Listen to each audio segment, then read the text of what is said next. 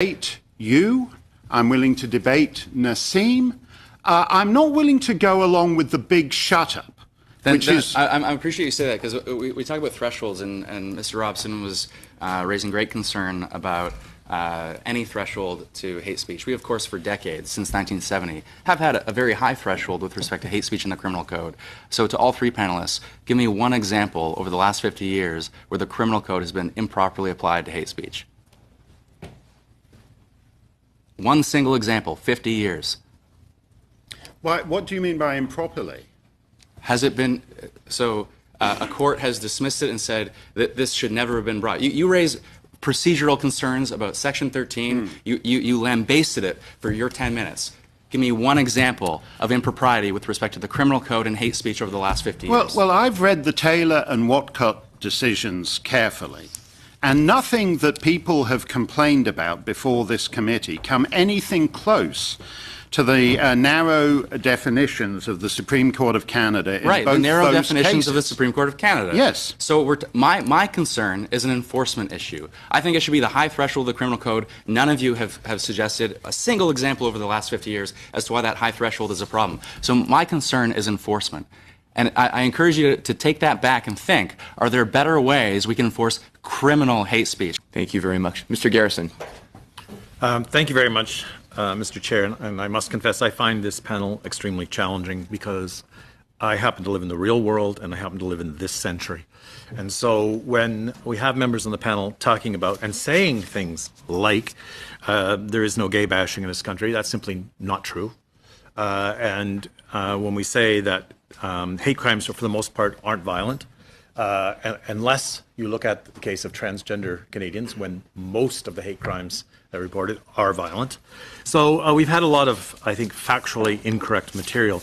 But I think for me, the question comes down to the minimizing of the impacts of hate speech. And so I'm going to talk very personally here as someone who has been the first out gay man in a lot of different positions. And I don't think any of you three understand what the result of the hate speech is for people in my position, or for transgender people, for Indigenous women in Canada. I don't think you understand at all what happens in the real world. So when I was appointed to the police board some time ago, we had to have a discussion with the police chief about whether I had to have more police protection. Right? Because there were people online, at that time it was early, but online, who were inciting violence against me as an out gay man. When I was elected to city council in a very progressive community, we had to have discussions about what would happen at the public meetings because of things that were being said and posted about the fact that someone, my favorite, someone should do something about me. I took that very seriously, and certainly my partner took that very seriously. And when I was elected to Parliament, I received death threats, multiple death threats. And I had to meet with the police chief and have a discussion about what was an appropriate response to those threats. Some were very explicit, some were less explicit. And my conversation with the police chief was, if I'm a member of Parliament and somebody who's been an out public figure by that time for almost 2 decades, and this is being directed at me, what is being directed at other members of my community? What are they facing on a daily basis? And if we don't do something about that, then we are in fact encouraging it to go on.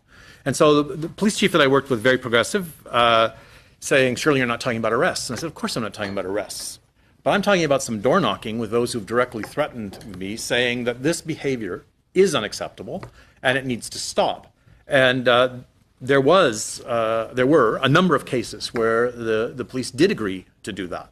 And in my case, I was not worried on a daily basis that any of those particular individuals which we'd identified would come after me, although it was possible. I was, as I said, worried about the impact of that kind of speech and that kind of behavior on other members of my community. I would have to say that for me, when I first arrived in Parliament, there was an official statement done by a party, which I won't name today, suggesting that I was a friend of pedophiles. Now, you might say that's free speech. My argument with the Speaker was that that impaired my ability to do my job as a member of Parliament. So by identifying me with a quite reviled and justly so group in society, people were affecting my ability to act as a member of Parliament. Unfortunately, the Speaker at that time never ruled on that question. And I would have to say that perhaps that was a statement by an outlier, because that didn't happen again in Parliament. But it was necessary for me to speak up at that point to prevent the continuation of that kind of speech. So when you, and all three of you have done this, when you minimize the impact of hate speech on people's daily lives, I think you miss the entire point of these hearings. The entire point of these hearings is not about criminalizing speech. It's about deciding where, in a modern society where social media have, in fact, become the public square, where do we draw the line? And so the old cliche, we all know that there are limits on speech. You can't shout fire in a crowded theater. So the problem is defining where that crowded theater is these days. And quite often that crowded theater is online and is the internet. And so what this committee is trying to do in these hearings is figure out where to draw that line. What's the appropriate place? It's not trying to ban speech or ideas. And I would have to say, because one of you did say it, that we need to debate these ideas so we know what's wrong with them. And I would submit we already know what's wrong with racism. We already know what's wrong with homophobia. We already know what's wrong with misogyny. What we're trying to do is to make sure that those ideas have less impact on real lives of people in our society. And so I guess I reject almost everything that you said today, because the context you place it in is academic, is historical, and has no relation at all to what happens in the real world. And so I believe, Mr. Chair, that we're out of time as a committee, so I will leave my comments there. Well, there was no repeating ask any questions, Mr. Steyn, and that's a member's prerogative to just make a statement and not ask questions. Mr. Sassy is next. Mr. Sassy? Now, Mr. Steyn, I think you essentially admitted to the fact that you have said obnoxious and hurtful things in the past. Would you... I've been in this business a long time, and I don't think you'd find anyone, including most of my editors, who would find me anything other than obnoxious, unpleasant, and hurtful. Okay, so would you agree that the article you wrote in Maclean's "The Future Belongs to Islam," where you stated it's the end of the world as we've known it. Would you agree that's alarmist, that's obnoxious? Well, actually, that's a bit of the problem with it. This is what and with respect to Mr. Garrison thinking this is all academic and mumbo-jumbo, that's what the my learned friends would call res judicata. The thing has been adjudicated. I was taken to three... Would you say that that's obnoxious and No, I was taken to three human rights tribunals and I won, sir. I won. If you want to take me to court for a fourth time, I won. No, that's been adjudicated and I'm in the clear. I beat the rap.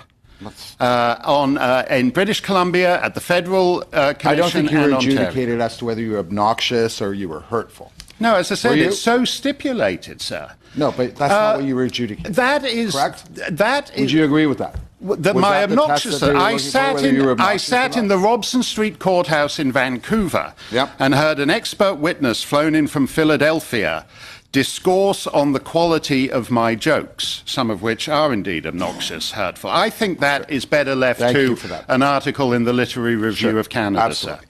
Now, you also objected to Chris Cuomo, the CNN commentator, saying, the real problem is white supremacists in America.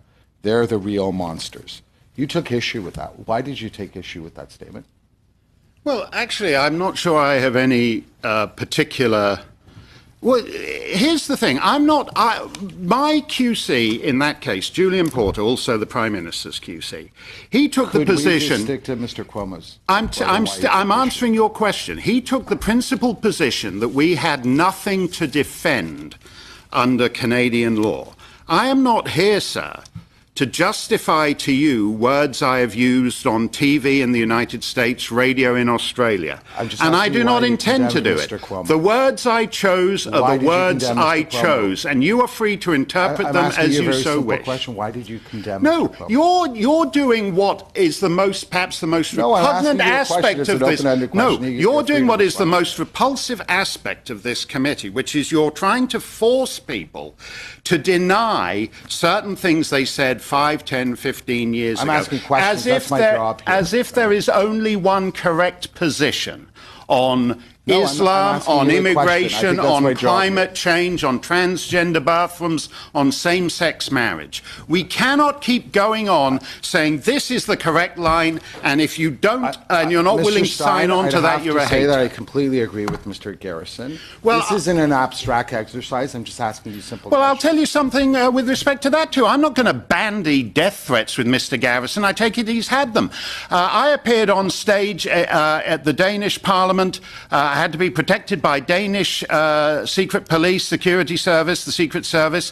The British Foreign Office and the United States Department of State said it was not safe for British nationals or US citizens to go near that event.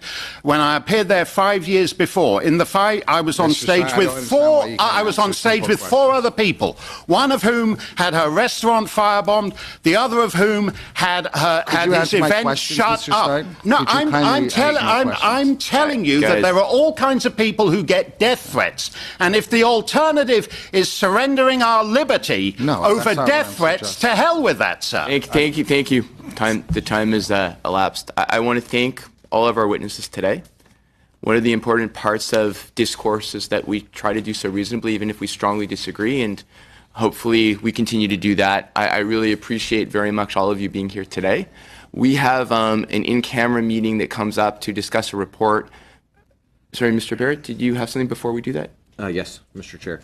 Just for consistency's sake, if there are any other meetings today that were televised at your prerogative, I'd move a motion that we don't televise the rest of our proceedings for today and have them broadcast in audio only, just on the same basis of consistency that I supported the previous motion. So that would be related to the Google meeting this afternoon. Right.